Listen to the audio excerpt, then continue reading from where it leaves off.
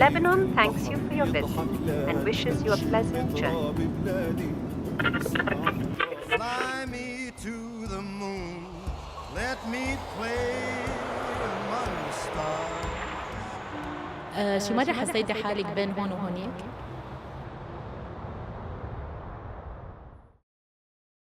Layla, welcome to Between Here and There podcast. So you are an organizing director for Arab American for Progress, and you are one of the co-founder for the Uncommitted movement. Welcome to Between Here and There. Thank you so much for having me. So Layla, you are Palestinian, and you are the sister of Congresswoman Rashida Tlaib, and you are originally from Beit Hanina, from Palestine. Did you ever feel you are between here and there? That's really interesting question to ask me because, like, I'll be honest, I actually have never been back home. I was born and raised here. I'm one of 14. Rashida's the eldest out of all of us, and so if I tell people where I am in the order, I'm number 12 of the 14. And you know, my parents and my siblings, you know, they would go back home. You know, during the summers, like most of us that live here in the diaspora. But for some reason, I was never one of the kids that ever went. So I do feel like that longing of going back and seeing my family that I've never met before, like seeing the land, seeing my parents' home, all of those things. So I don't know if necessarily I feel, you know, this, you know, complicated feeling of like there and here, but I do feel like this real sense of longing of going back, you know, to the homeland. So inshallah, Ya Rab, one day I can go. Layla, when is the family immigrated to the States? So yeah, so I know my mom came here. Rashida always tells the story about how my mom was pregnant with her when she came here to the United States. But my dad immigrated here after 1968 when the United States was opening up, you know, its borders to Palestinian immigrants. So my Siti Shama and my dad and my uncle, my Ami Adnan, came here to the United States during that time. So yeah, so it was long before, I mean, it was way before I was born. So one thing I do regret is not hearing more of my parents' immigration story. You know, you hear things when the older elders in our family are talking about back home and when they first came here. But you hear so many stories, you're like, I don't know which is which is true. So Awesome. Layla, tell us a little bit about your parents, your siblings, Rashida. Yeah. So like I said, I'm one of 14, Rashida being the eldest out of all of us. And I think it was amazing growing up in such a big family. I don't know how my parents did it. Like, I'm a mom of 3 now, and I just don't know how my mom did it when there was all of us. So I have a lot of appreciation for her, for you know, everything that she did for us. But yeah, I think our story is very similar to most children of immigrant parents. My parents, you know, struggled when they came here. You know, Rashida has talked a lot about being our mom's translator, and I think all of us kids at one point played translator for our mom. But yeah, I don't have any, you know, I love the way I grew up. My parents were sometimes strict, actually a lot strict. But it was really beautiful to grow up with that many siblings. We used to ask our dad, like, why, Yaba, did you used to have so many kids? And like, why'd you have so many kids? And he used to always say, like, so you guys could be there for each other. And that is one beautiful thing I do have to say about my brothers and sisters is like some of us don't get along, you know, inside the home, but outside we're a unit. We'll have each other's back, even if, you know, we're not getting along with each other at that time, but we're very protective of each other. That's very nice. And what are the challenges that an immigrant family face, yeah, Layla, when they first come to the country? Yeah, I think, coming especially I think here in Michigan, especially like in the Dearborn, Southeast Michigan area, we're very lucky because we have such a big Arab American population. I've been part of the Access family since I was little. When my parents came here, that's one of the first places that they got services from. I always talk about how we're a big Access family because Rashida, worked at Access and I worked at Access for a long time and my brothers worked there. And we used to always volunteer growing up. Um, but I think without places and institutions like Access, it really is a struggle for our immigrant community when they first come in here. So I'm thankful that my family and our community has a resource like Access. But I think it can be a struggle starting out, learning the language, um, just getting your footing, getting your acting, especially I think for us that come from, war-torn countries, uh, not just in the Arab world, but all over the country or all over the world where there's war and conflict and all of that. I think we come here with a lot of trauma, but we come here with a lot of hope. And I know my parents had a lot of hope for all of us kids, raising our kids here. Awesome. Layla, what did you study? What was your educational background? So I went to Wayne State University. And then after Wayne State, I went to Central Michigan. And to be honest, I never got to finish my education. I got married, I started having children. Um, but I think what's really great is that I was able to build my career around something I'm very passionate about, which is organizing.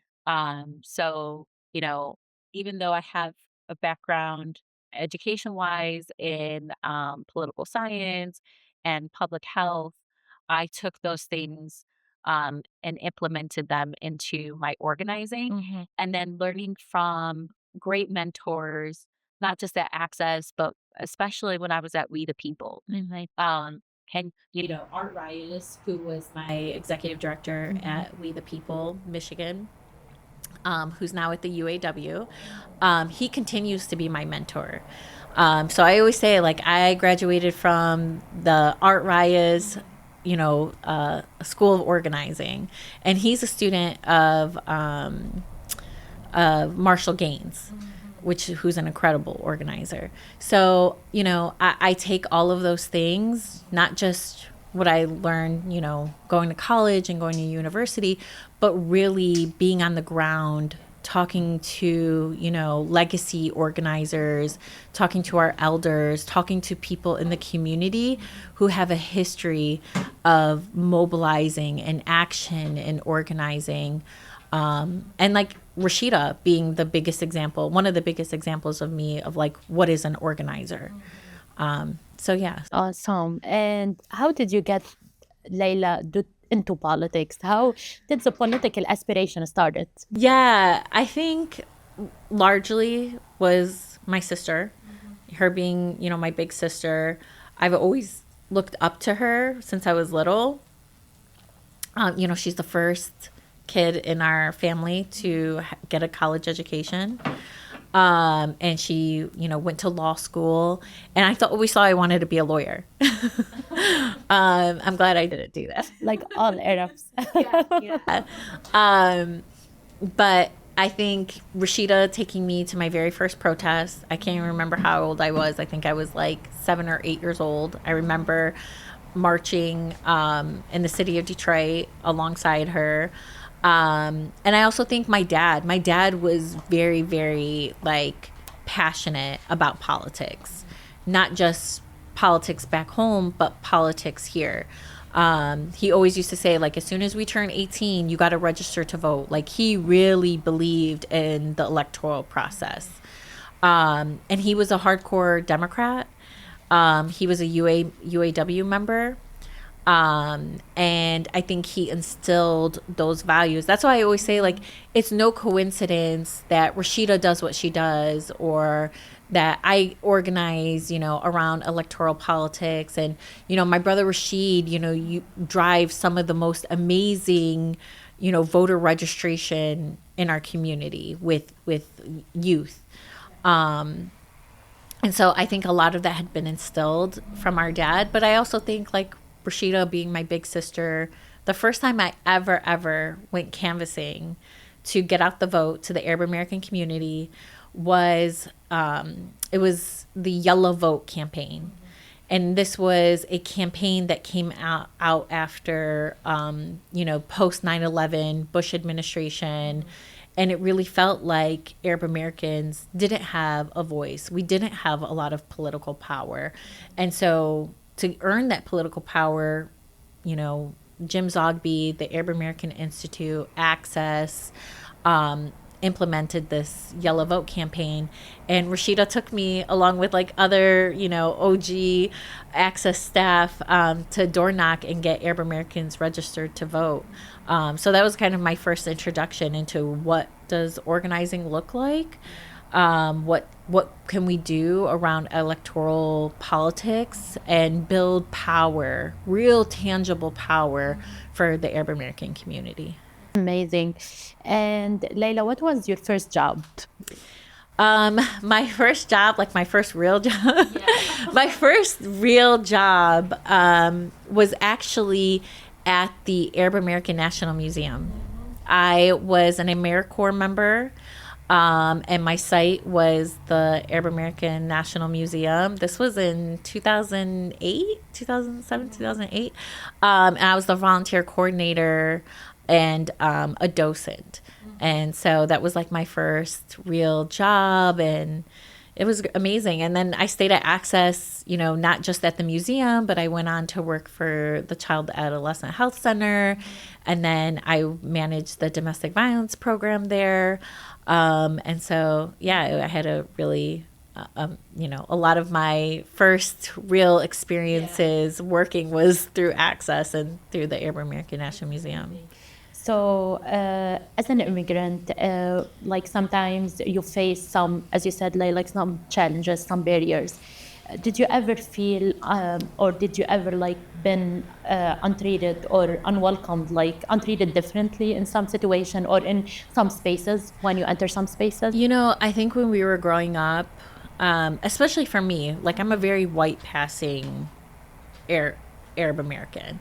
And so unless people know me, they don't, the first thing that they think of is, they don't think, she's Arab American. But in the small town I grew up in, because I didn't grow up in Dearborn, I didn't grow up in an Arab American community.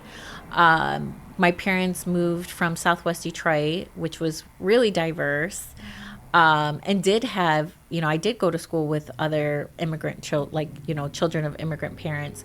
But then my parents moved us out to Carlton, Michigan, which, if you know anything about Carlton, Michigan, it's not diverse at all.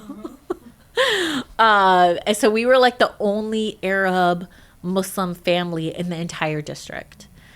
And so, we faced discrimination and racism, despite, especially for me, I didn't look much different than my peers, but they knew that I was different. They knew that my mom wears hijab and has an accent. And, that we would, sometimes bring, our Arabic food to school. And that we would, they'd hear us, call our mom Yamma and stuff like that. And so, at times we did face, discrimination and people saying really derogatory things, especially after 9/11. I was in 7th grade during 9/11. And, we definitely got some of that. And how you used to deal with that, Layla? After that, I'll be honest, I leaned in. I actually put the hijab on. And I wore the hijab for 16 years. And I think not just because I wanted to be more connected to my deen, but I wanted to be proudly, outwardly identifiable as Muslim, as an Arabiya. Like I wanted people to know that. And so I really leaned into it despite everything. It was almost just like a like I'm not going anywhere. We're here. Aha, like what are you going to do? So I really leaned into it. And I wore the hijab for 16 years. Inshallah, I'll put it back down. Inshallah. So, Layla, how does it feel being Rashida's sister, Congresswoman Rashida Tlaib's sister, and how much you look up to her? Let's say as an organizer perspective and as a sister, from a sister perspective. I get this when people find out I'm Rashida's sister, they ask me this question a lot, like, how is it being Rashida's sister? And I always say, like, Rashida, who you see, like, on the news or at events, that's who she is. And I always say, I don't say this because she's my sister, but Rashida truly, truly cares about her constituents. She cares about doing the right thing. Like, she is the definition of a public servant. Not just a politician, not just an elected leader, but a public servant serving the people. And she truly, truly cares about her community. And like people like to make fun of her because she like cries. Like my brothers will bet how long before she starts crying. But it's really because she truly deep down like cares about her community, feels responsible for her community. And I would say that whether she was my sister or not, but because I get to see both sides of her when she's out there, serving as a congresswoman.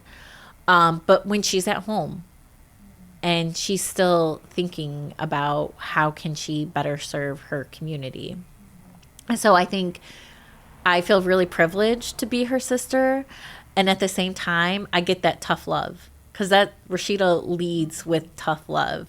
I remember during the Uncommitted campaign, Rashida would call me like every day and just yell at me and be like, did you do this? Did you do this? I just talked to our cousin Haidar. He doesn't know anything about Uncommitted. You guys need to get out there. You guys need to reach these people. You need to reach that people. Have you done this? And I would it was overwhelming.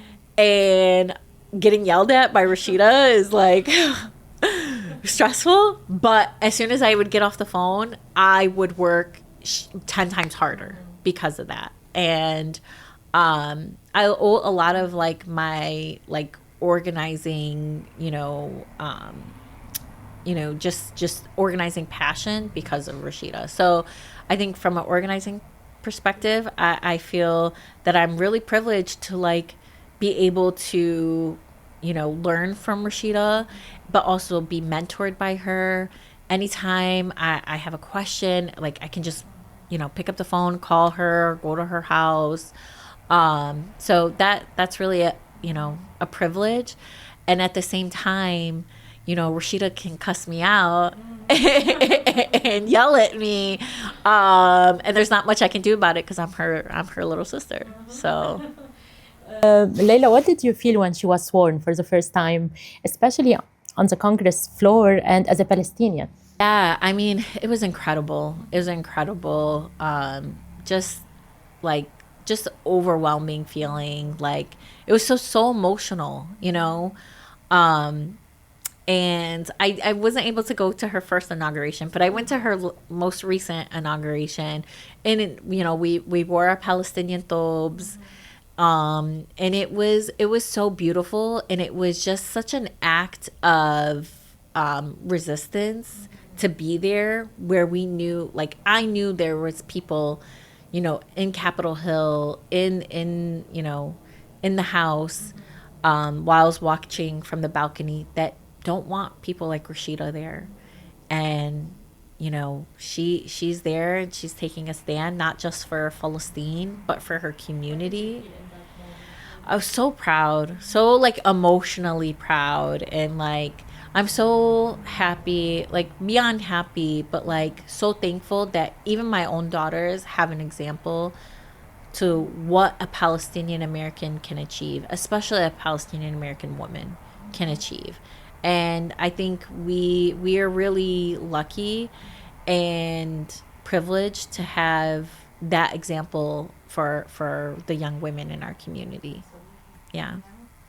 Layla, what do you feel about Arab American? We're talking about representation. Yeah. What do you think about Arab American women representation? We see a lot of men. We don't see women in public Yeah. service. Why? Yeah, I think especially when you think like bringing it super local to Dearborn, we're seeing less and less of Arab American women, not just elected, but even running as candidates. And I've been saying this for a couple of years and people are not going to like it. But like, it is much easier in this community to run as a white woman than it is to run as an Arab American woman.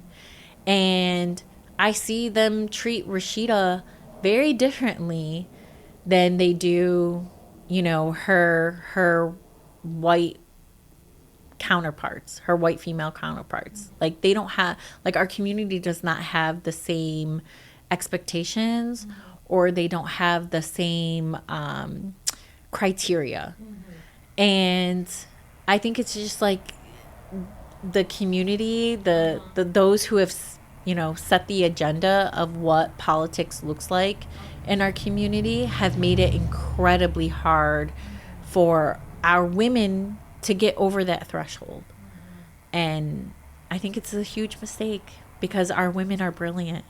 Arab American women and Arab women are some of the most like strongest, toughest, principled people in the world, you know?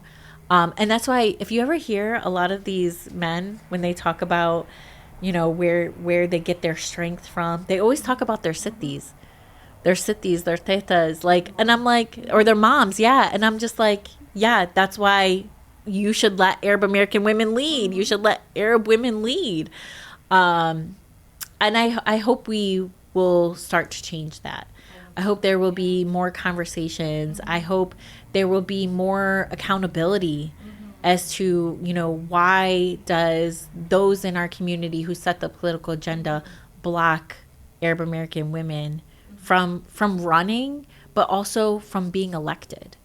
I want to see that change, and I'm going to be working to change that. I won't be running for office myself, but like I there's incredible women in our community that should be running for office that we should be uplifting. Yes.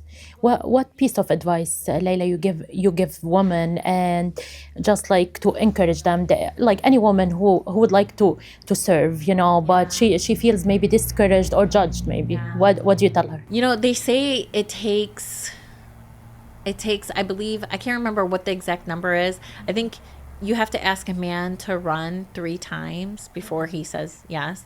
But you have to ask a woman, I believe it's like 7 or 8 times before she agrees to run for office. And I don't think it's because we feel that we're incapable. I think it's a lot of times, I think we want to make sure that we're making the right decision. And we have a lot more to sacrifice as women. I would just say, you know, find your people, find your support.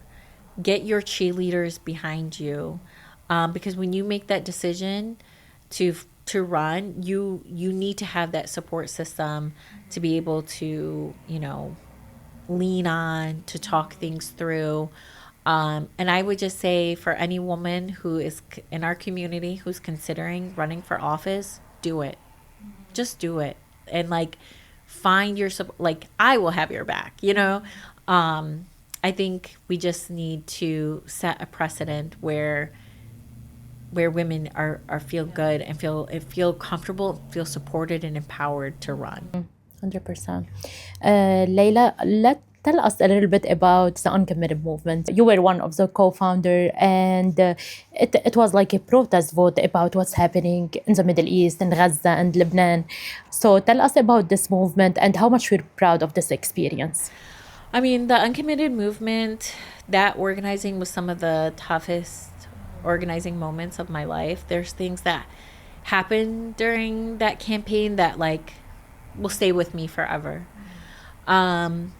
And to be honest, when we launched Listen to Michigan, Vote Uncommitted, you know, it was me, Abbas, Alawiya, Lexi Zaydan, and many, many incredible, you know, activists and organizers who, like, you know, trusted our leadership, and supported us, and were out there, you know, going to the mosque, you know, registering people to vote, telling them to vote uncommitted, walking them through, like, how do you vote uncommitted?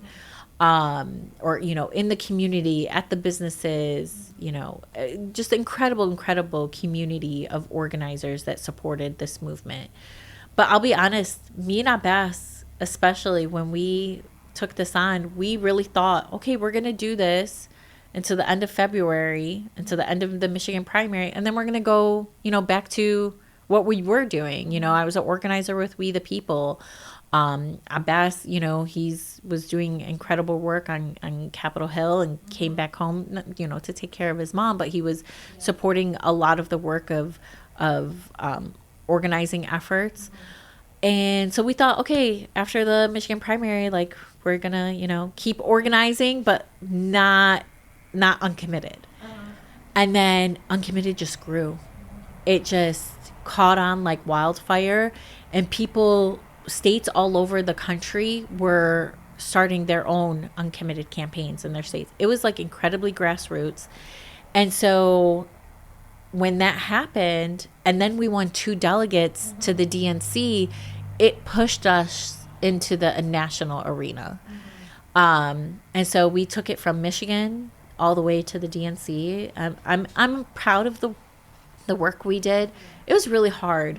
It was not easy. Like, there's so much I can tell. I mean, we could spend hours talking about Uncommitted. But it was really hard work.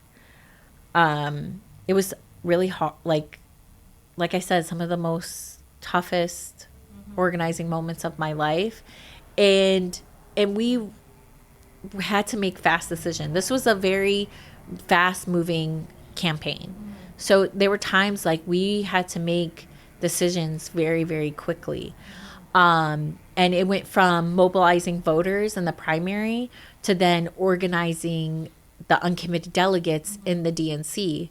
And then at the DNC, organizing Harris delegates to support Not Another Bomb, which was our campaign to stop or to change the policy, U.S. policy, funding Israel's genocide against Palestinians. So it was incredibly hard. And I think... Do you think the campaign met its goals? No. Okay. Not because our goal was always to change policy. And I'll be honest, when Biden dropped out and Vice President Kamala Harris was pushed to the forefront, for us, we were like, maybe this will give us a better chance at seeing a change in policy, of like pressuring that change of policy. But to us, it wasn't like, our goal was like not to get, you know, it was never about getting Biden to leave that race. It was never about that. It was like, what can we do? What pressure points can we create to show that they need to change policy? It wasn't about getting Trump elected. That's one thing that I actually bothers me so much, when people say Uncommitted helped, you know, Trump get elected. And I'm like, we were talking back in February that Democrats needed to change this policy, that Biden needed to change his policy on Gaza so that Trump doesn't, you know, take over the White House. Like, do what you need to do now, Democrats, because at that time in February, a study had come out, a poll had come out, that 70% of Biden's Democratic base wanted to see some type of regulation or some type of restriction to U.S. funding to Israel. And so we were like, listen to your base. Your Democratic base that voted you in 2020 is telling you that they want you to change policy. And then we were ignored. And so, you know, when we showed that, you know, 101,000 of your base in Michigan voted uncommitted, that you did not have the support you needed to take the White House back, or take the White House again, that this was a problem. You needed to change your policy. So in terms of our goal was to change policy, no, we didn't get that goal. But we had other goals, you know, much smaller goals, of keeping the attention on what was happening in Gaza, and keep the attention on what was happening to Palestinians. And I think we did accomplish that, because if you think about it, if we never did the uncommitted movement, yes, we had incredible movements like the student encampments. We had the ceasefire movement. There was things that were happening, but major news outlets, mainstream media, was moving away from covering what was happening in Gaza, and they were covering the election. And so we were, through Uncommitted, we were able to keep the spotlight on what was happening in Gaza. And I'm very proud of that. And I think a lot of people who who weren't paying attention what was happening, or felt like, oh, that's happening, you know, thousands of miles away from me, that's not affecting me here. I think we were able to bring the issue of Palestine and what was happening to Palestinians into the mainstream. Because for a long time we've been, you know, yelling into an echo chamber, right? It's not something like it's not like people were not talking about AIPAC and how AIPAC has been such a huge part of our elections. Most average people were not talking about that. But now you see today, people do not want to support or elect candidates that take AIPAC money. It wasn't like, you know, 3-4 years ago, that was not something that was on people's agenda. So I think we did a lot. We mobilized, you know, hundreds of thousands of people. We brought this into the mainstream. And 10,000 people voted uncommitted in Michigan. Yeah, you know, 100,000 which is a huge people. Success. Yeah, 100,000 people in Michigan. But just across the United States, we had about over 800,000 people vote uncommitted in their states, whatever that looked like, whatever that protest vote looked like. So yeah, I think we were able to do some incredible work. Were we able to change policy? No. Yeah. But I think we're that much closer. For sure. Yeah. Layla, how much do you believe in the Arab American power, and how much like people should be civically engaged, especially in our community? Yeah, I think you know, we have we in the Arab American community, this is very, you know, controversial. Because there was a lot of people who, especially after the genocide, are very disillusioned with our electoral process. You know, I'm a skeptic still, but I'm still organized within, you know, electoral politics, because if we just left that open, it would be business as usual. They don't want us there. You know, Republicans, Democrats, you know, they don't want us. They don't want Arab Americans there. They don't want people that are going to hold them accountable to funding genocide. And so if we say, you know what, we're going to stay out of it, we don't believe in this, we're going to keep, and we need both of it. We need the outside game and the inside game. We need people on the streets protesting. We need actions. We need that mobilization. We need, you know, campaigns and movements like the student encampments. We need all of it, but we can't ignore the electoral side, because they will continue as business as usual if there is no opposition. They will continue to uphold policies and pass policies that not only hurt us back home, but hurt us here. And so despite, you know, everything, I'm going to be a thorn in their side, holding them accountable. And I know they don't want me there. I know that they don't want me part of the Democratic Party, that they would just love for all the Arab, all the, you know, anti-war, pro-Palestine, anti-genocide people to just go away and let them continue like they've done for decades. But no, why should we do that? Why should we let them, you know, continue passing policies and enacting war on our homeland? Layla, how much do you believe in liberation at our time now? Oh my gosh. I don't want to cry. Sorry. Oh. Okay. So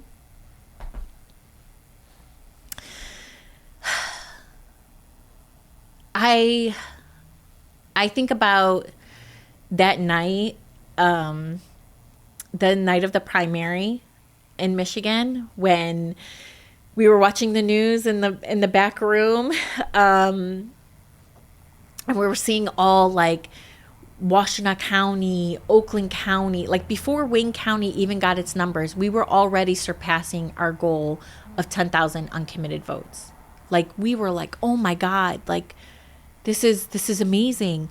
And I just remember being so emotional. And at that time, it felt like we were, sorry.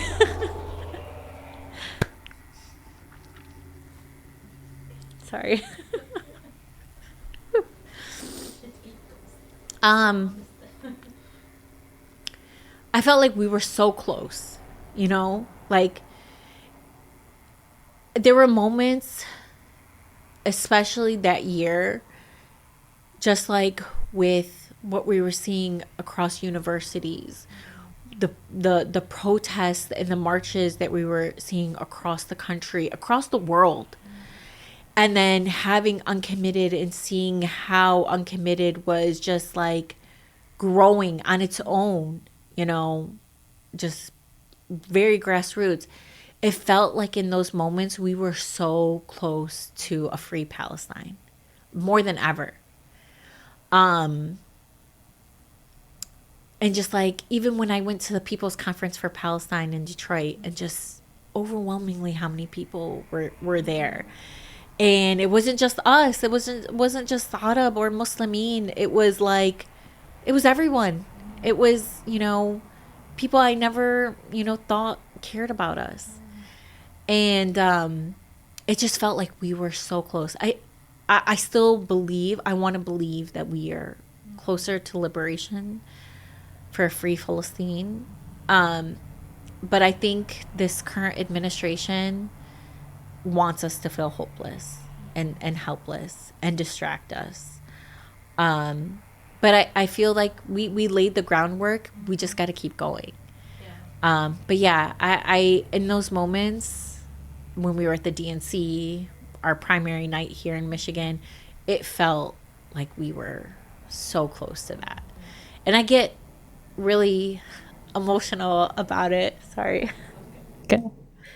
Layla, how much you're proud of your Palestinian roots? I'm incredibly proud. Really, really proud. I always talk about like raising my daughters to be like really proud Palestinian girls, and just like passing that legacy on of like, you know, they're Palestinian, even though like we haven't been back home, but like I think it's so ingrained in the DNA for all of us. And I even think this not just for Palestinians. I think across the Arab world, the Palestine is so close to our heart. So yeah, I'm very, very proud. I'll always be unapologetically proud of being a Palestinian. And I let everybody know, just like every Palestinian lets you know that they're Palestinian, and they will tell you over and over again, I'm Palestinian. Yeah. Oh, did you know I'm Palestinian? So yeah, I'm incredibly, incredibly proud to be Palestinian. It's awesome. Layla, thank you so much. It was a great conversation, and I had the pleasure to interview you today. Thank you so much.